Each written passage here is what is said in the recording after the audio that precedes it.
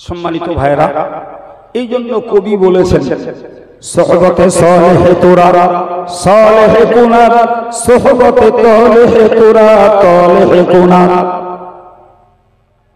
কবি বলেছেন সোহবতে সালেহে তোরা সালেহে কুনা, যদি তোমরা ভালো মানুষের সঙ্গ নাও, ভালো মানুষের সঙ্গটাই তোমাদেরকে সৎ বানিয়ে দেবে।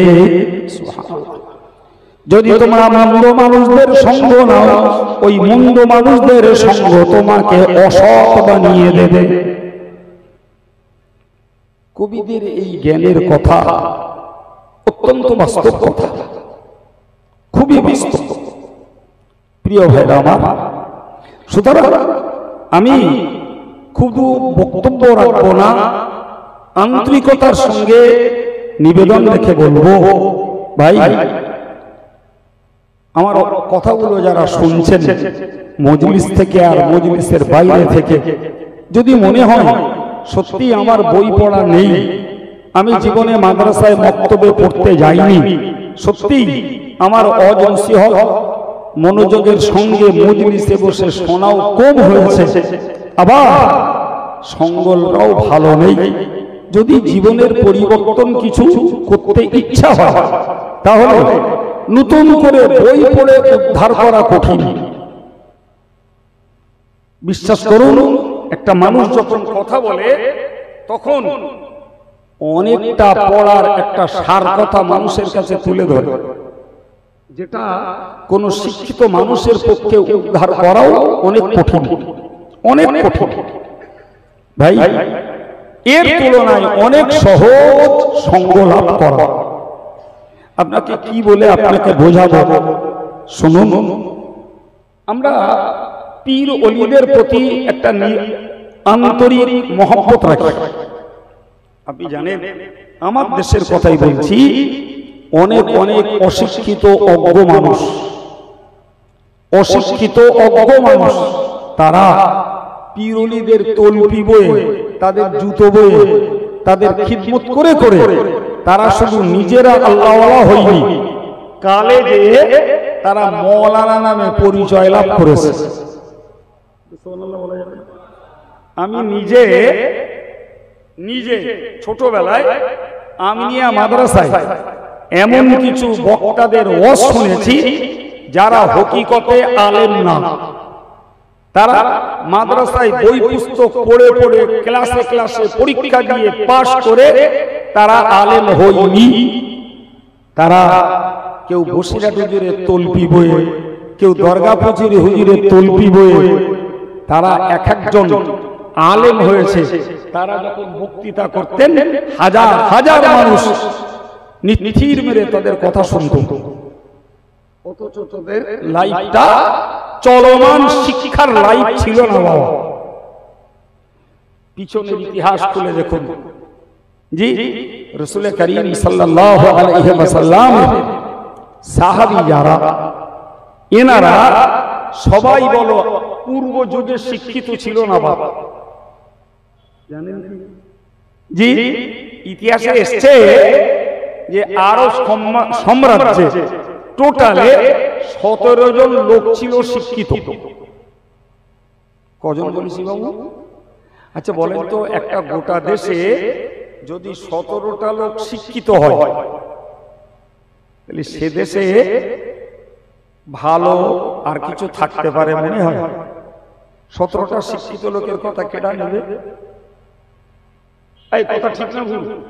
এই ফলে সেই দেশটাতে দেখা গেল সমস্ত রকমের অসামাজিক নৈরাজ্য, অমানসিক অত্যাচার, অবিচার আর সব রকমের পাপ আচরণ ভরে উঠেছে।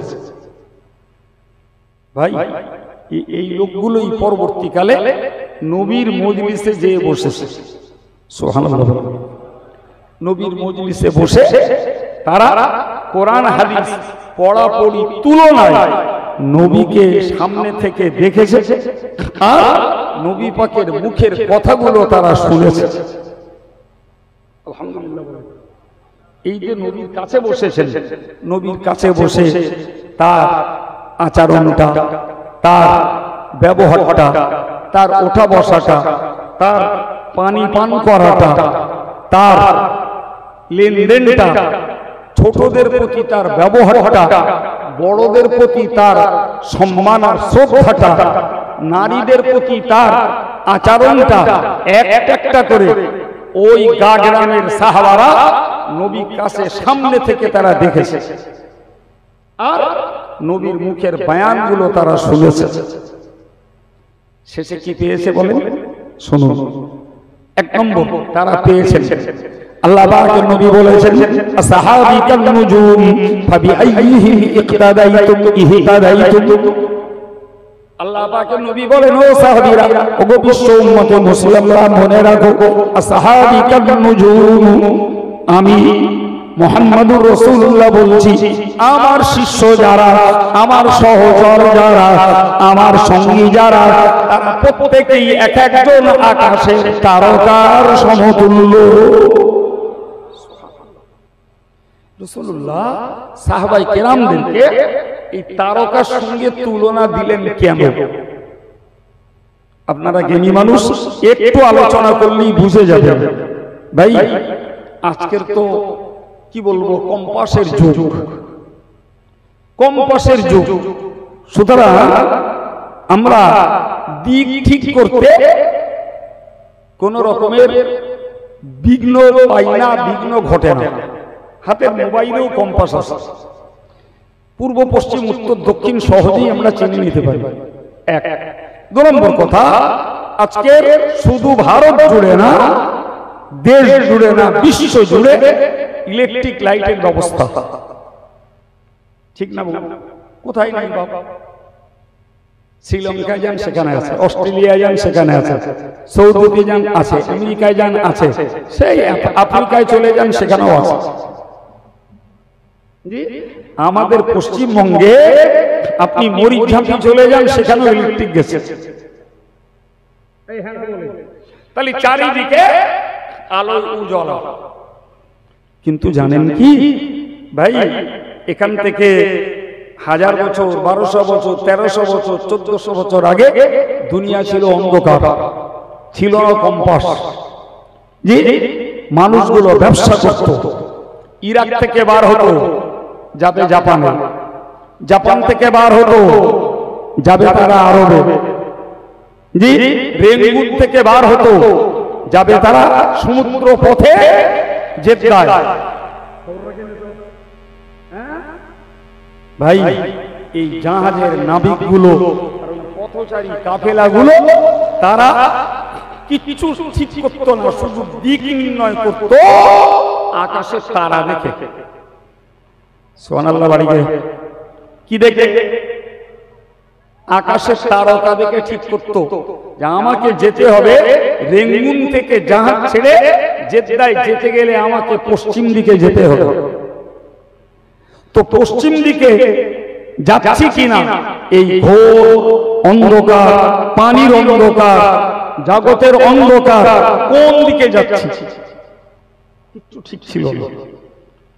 মহাসাগর যার কোনো কিনারা নজর নাই, ওই নাবিকগুলো দিক ঠিক করতো আকাশের তারা দেখে। এই দিকটায় ধ্রুব তারা,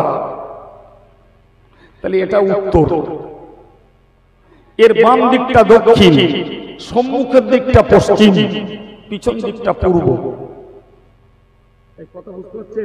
আমার আল্লাহ কোরআনে বললেন, ও আমার বান্দা বান্দি, তোমরা মনে রাখো আমি আল্লাহ যতগুলো নিয়ামত দুনিয়ার মানুষকে দিয়েছি, তার মধ্যকার একটি নিয়ামত হলো আকাশে তারা দিয়েছি, যে তারা দেখে তোমরা রাতের ঘোর অন্ধকারে যখন সূর্য নাই তখন তোমরা সঠিক পথ চিনে চলতে পারো। তারকা মানুষকে সঠিক পথের দিশা দেওয়ার জন্য। সুবহানাল্লাহ। জি, প্রিয় ভাইরা আমার, এবার বুঝুন, আকাশের তারকা যেমন পথ ভোলা মানুষকে পথ চিনিয়েছে, জাহাজের নাবিকদেরকে পথ চিনিয়েছে, ব্যবসায়ী কাফেলা যারা সৌদি থেকে শামে যাবে, মিশর থেকে ইরাকে যাবে, এই পথ চিনিয়েছে আকাশের তারকা। আমার আল্লাহ পাক নবী বললেন, আমার সাহাবীরা এক একজন তারার সমতুল্য, তোমরা যে সাহাবীকে ফলো করবে, যে সাহাবীকে তোমরা অনুসরণ করবে, আমি আল্লাহর কাছে সঠিক রাস্তা ধরে তোমরা পৌঁছে যাবে। তারার সঙ্গে সাহাবীদের উদাহরণ দেওয়ার যুক্তি বুঝেছেন? আকাশের তারকা দেখে যেমন সঠিক পথে চলা যায়, নবী সাহাবীরা তারার মতো এদেরকে চিনে আল্লাহর কাছে পৌঁছানোর সঠিক পথ পাওয়া যায়। আল্লাহু আকবার। অথচ সেই সাহাবীদের লাইফ হিস্ট্রি খুলে আমরা দেখতে পাচ্ছি যে তারা গ্রামের মানুষ, লেখাপড়া জানতো না। জি, তারা এক একজন ইসলামের দিকপাল তৈরি হয়েছে নবীর দরবারে বসে নবীর কথা শুনে আর সামনে থেকে নবীর সবকিছুকে পর্যবেক্ষণ করে তারা তাদের জীবনটাকে বানিয়ে বিশ্ববাসীর জন্য তারা ড্রাইভার তৈরি হয়েছে। সুবহানাল্লাহ। প্রিয় ভাইরা আমার, আমি আপনাদেরকে বোঝাতে চেয়েছি যে জ্ঞান লাভের তৃতীয় পদ্ধতি হলো কি? ভালো মানুষের সঙ্গ লাভ করা। জি, সেটা কি? ইতিহাসের পাতা থেকে আপনাদেরকে প্রমাণ করলাম যে রাসূলের কাছ থেকেও ভালো পথ পেয়েছেন, পীর ওলিদের কাছ থেকে মানুষ ভালো পথ পেয়েছে। আজও পথ খোলা আছে, আজও বন্ধ হয়নি। বাবা, বিশ্বাস করুন, আমরা অল ইন্ডিয়া সুন্নাত ওয়াল জামাতের পক্ষে আমাদের সাধ্য অনুযায়ী চেষ্টা করব। জি, সাধ্য অনুযায়ী। আমার আব্বা বেঁচে থাকতে এই সংগঠনটা যখন প্রথম চালু হয়েছিল, তা আমাদের প্রথম পদ্ধতি ছিল মসজিদে মসজিদে শিক্ষা ব্যবস্থা চালু করা। শেখাবে ইমাম, শিখবে মুক্তাদিরা। পরবর্তীকালে সংগঠনের এরিয়া বেড়েছে এবং বলতে পারা যায় সংগঠন ডিজিটাল হয়েছে। জি, কি হয়েছে তাতে? আমরা ফেসবুক, হোয়াটসঅ্যাপের মাধ্যমে সংগঠনের কাজ করছি। আমরা মডেল মাদ্রাসা তৈরি করে সেই আগেকার যুগের শিক্ষা ব্যবস্থাটার পরিবর্তন ঘটিয়েছি। কিরকম? শিশুরা পড়বে, স্কুল পড়ুয়া যারা তারা একটা সময় পড়বে, ঘরের বউরা তারা একটা সময় পড়বে, যুবক ছেলেগুলো তারা একটা সময় পড়বে, বয়স্ক পুরুষগুলো তারা এক সময় পড়বে। যদি সিস্টেম অনুযায়ী পড়ে তাহলে শিশুরা বলি, যুবকরা বলি, মেয়েরা বলি, বৃদ্ধরা বলি, সবার ভিতরে প্রয়োজনীয় জ্ঞানটা লাভ হবে। আপনি এইটুকু বুঝুন।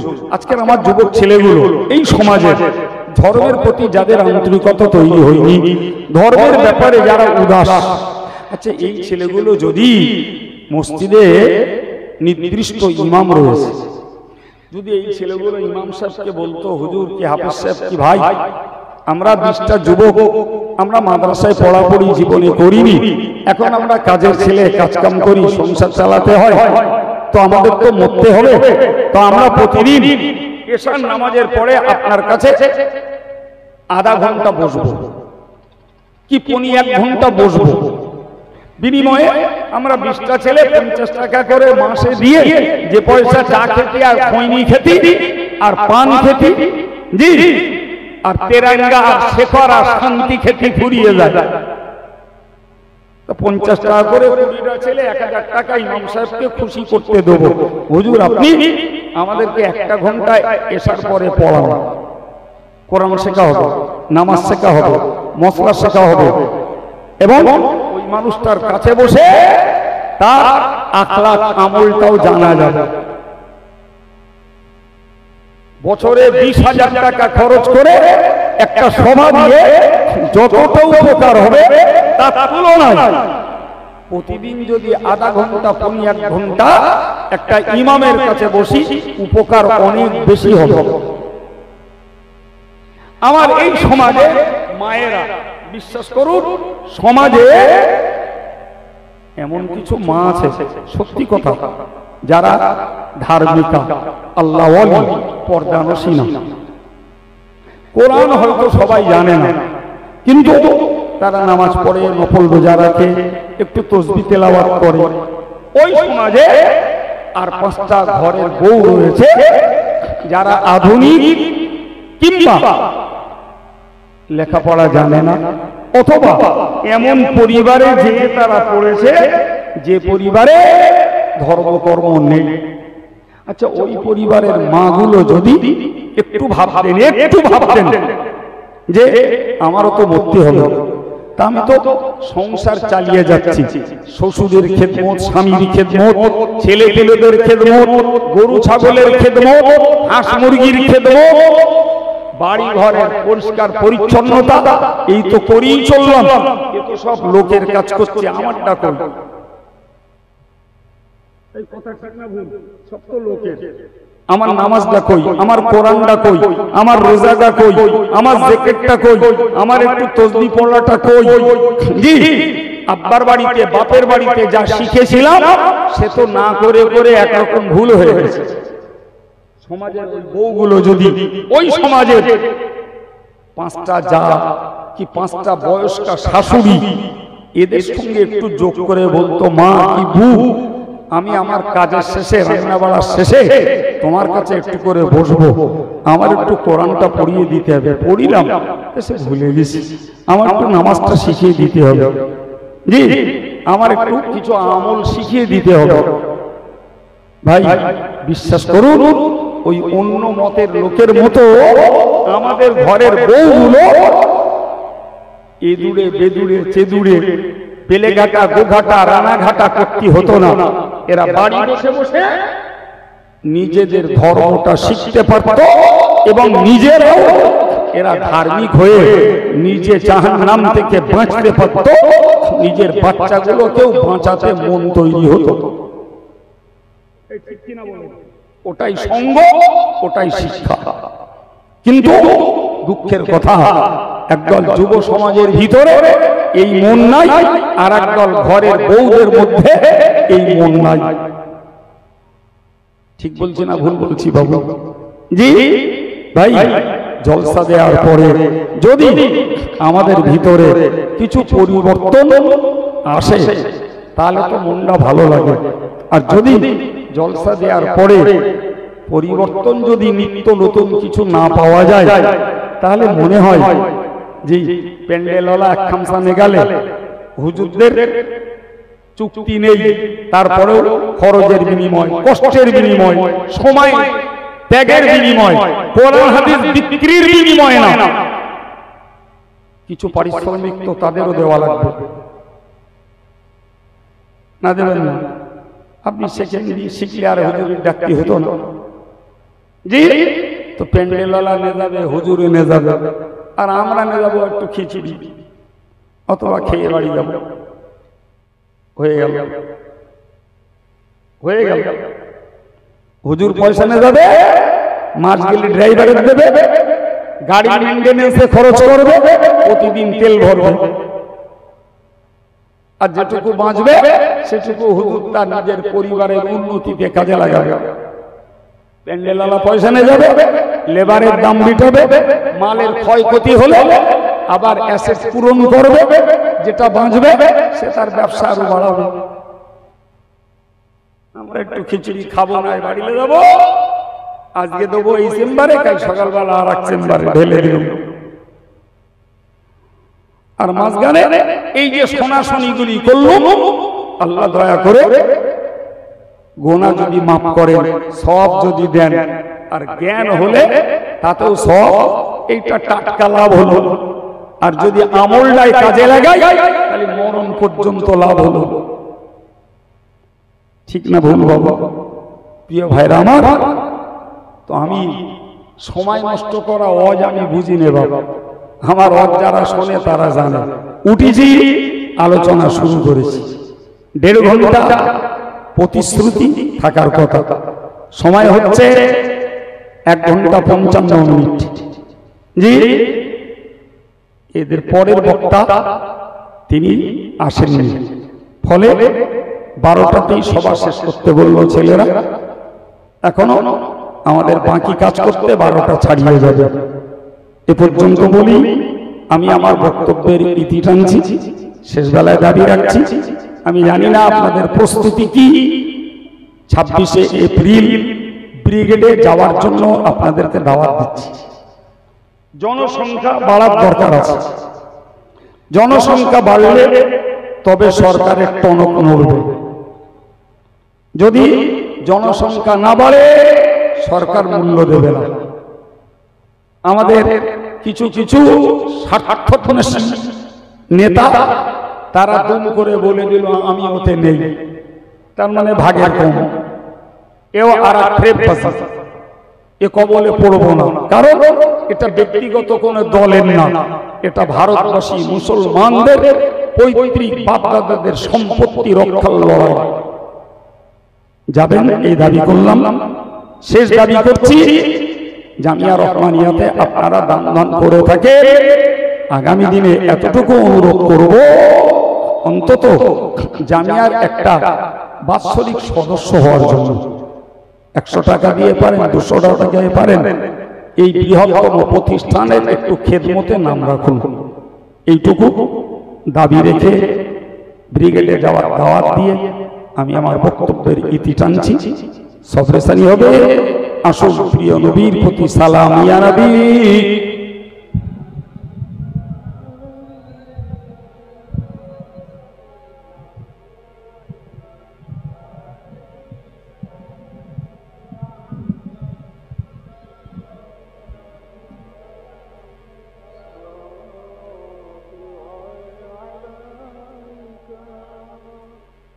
নবীদের